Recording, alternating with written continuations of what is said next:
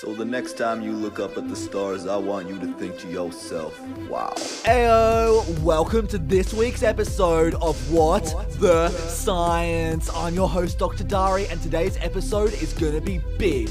Bigger than the ocean, bigger than the planet, and dare I say, bigger than the sun. And that's because this week we're learning all about our solar system. We're going well beyond the Earth's atmosphere to explore the stars you look up at every night. We're going to find out what makes up those stars exactly. What is the coolest planet in the solar system? And what are the invisible pieces that hold it all together? And don't you worry, boys, we're even going to look at the most epic part of space, black holes. Welcome aboard, all science fans. Prepare to lift off to explore our solar system. I am so pumped to learn, and I know you are too. But remember, the learning doesn't have to stop here. New episodes of What the Science are out every week, and we're always exploring new territories. Last week in episode 347, marine biologist Tanya Elmo and I donned our snorkeling gear to explore the animals in the deep blue sea. Here's a snippet. We know that 95% of the ocean isn't explored, but how many deep sea creatures do you think we don't know about? Well, we of course can't know how much we don't know. That would be a bit of a paradox, wouldn't it? But we think that 91% of our ocean's creatures haven't been discovered yet. That's a crazy high amount. But what do you think the chance is that one of those many creatures is the megalodon?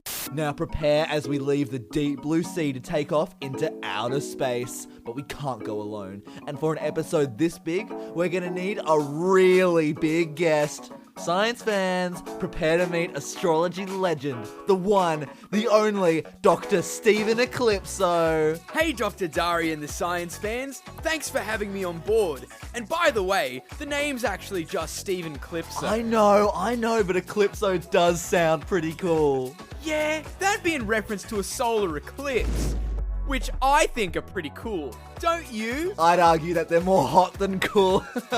And they're really rare too. That's right, solar eclipses only happen 2 to 5 times a year when the Earth, the Sun, and the Moon all line up in a row. Whoa, so the moon just fully blocks the sun? That's crazy. Well, not always fully. There's 3 types of eclipses, you see. Partial, annular, and total. Whoa, well I'm definitely feeling like a total eclipse right now because these facts are fully lit. Actually, Dr. Dari, a total eclipse wouldn't be lit at all. A total eclipse is when the sun fully covers the moon, casting over it a giant shadow. Oh, of course, mate, I'm just testing you. So what are the other types of eclipses, Dr. Dari? Oh, well, we of course have partial eclipses where the moon covers only a part of the sun, and annular eclipses, which you'd think would be annual. But tell us what they actually are, Dr. Eclipso. Nah, I'm happy to let you take it. Oh, I don't want to have all the fun here, mate. Well, an annular eclipse is, of course, when the moon is in line with the sun. Unlike partial eclipses, where the moon is only covering a part of the sun. But unlike a total eclipse, where the moon is completely covering the sun, with an annular eclipse, you can see the edges of the sun and moon. Isn't that right, Dr. Dari? Oh, it sure is, Dr. Eclipso. It is just clips. Anyway, something that I think will blow our listeners' minds is that the sun is actually a star. So when you look up at the night sky and see all those stars twinkling, those are actually the suns of other galaxies. Well, we can't actually see that far. All the stars we can see are within the Milky Way galaxy. But there are actually around 300 billion stars in our galaxy as a whole. Whoa, no shortages of stars here then. No, sir! Plenty of gigantic gas spores to go around. Hang on there, Dr. Eclipso. Eclipso! If stars are gigantic balls of gas, does that mean I could make a star if I did a really big fart?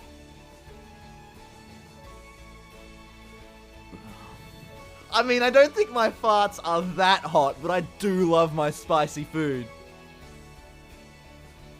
So what are stars actually made out of? Stars are made of mostly helium and hydrogen. I never thought stars could be like balloons. They're not at all, really. They're two completely different things. Unless you're filling your balloons with helium and petrol, there's no real comparison there. Well, let's talk about planets. You might be thinking that the coldest planet in the solar system is Pluto because it's farthest from the sun.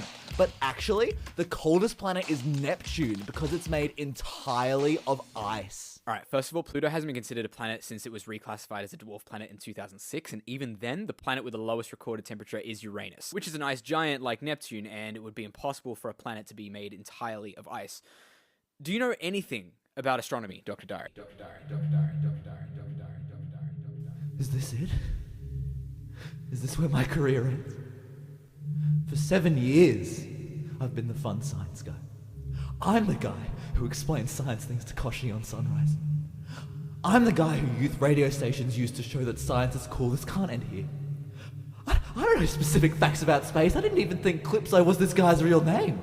You're an astronomer and your last name is Calypso? How is this guy not chill?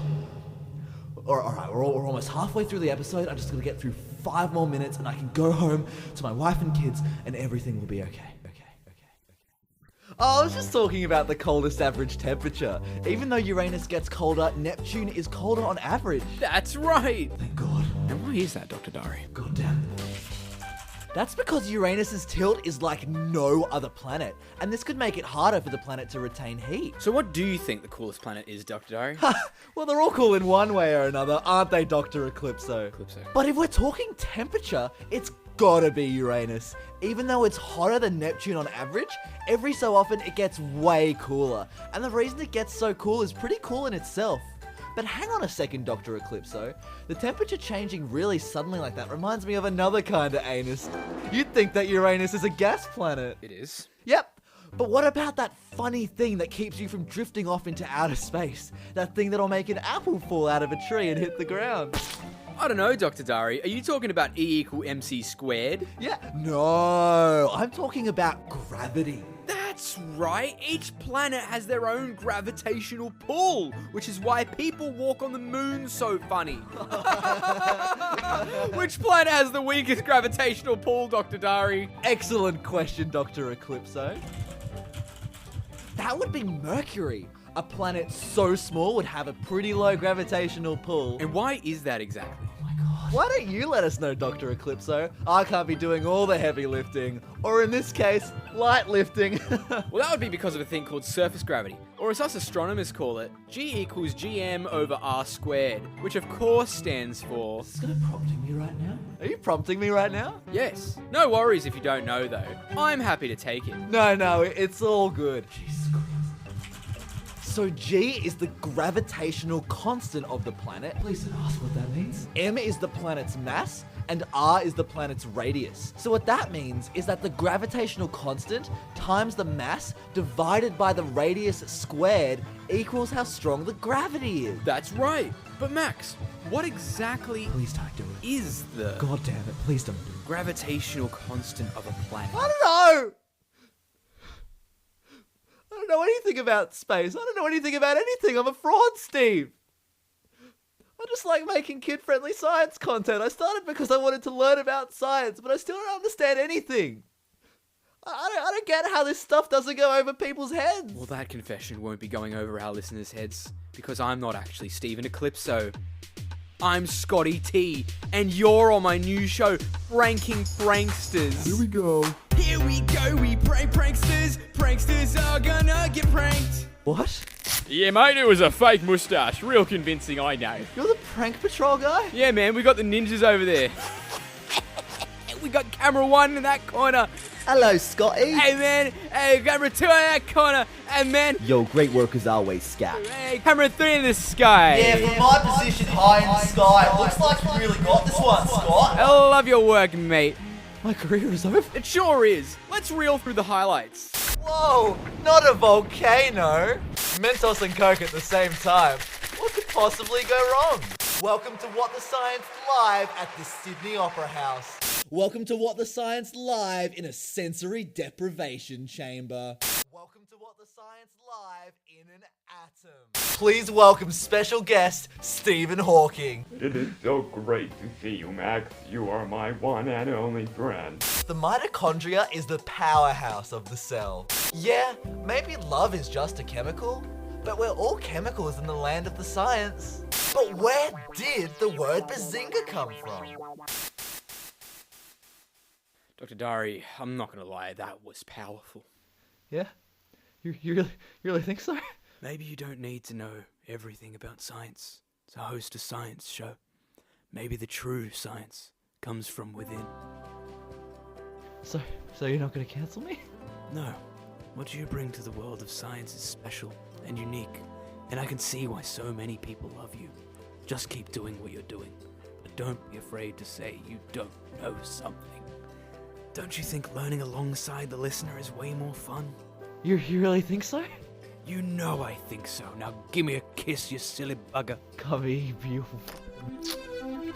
Thank you, science fans, for tuning into another spectacular episode of What the Science. What started out as a journey to the great beyond turned to something way more powerful, a journey within. We hope you enjoyed this episode and be sure to tune in next week where we talk all things cars. We'll be joined by a very special guest, a soundboard only containing samples of James May saying cheese. So what's your favourite car, James? Cheese.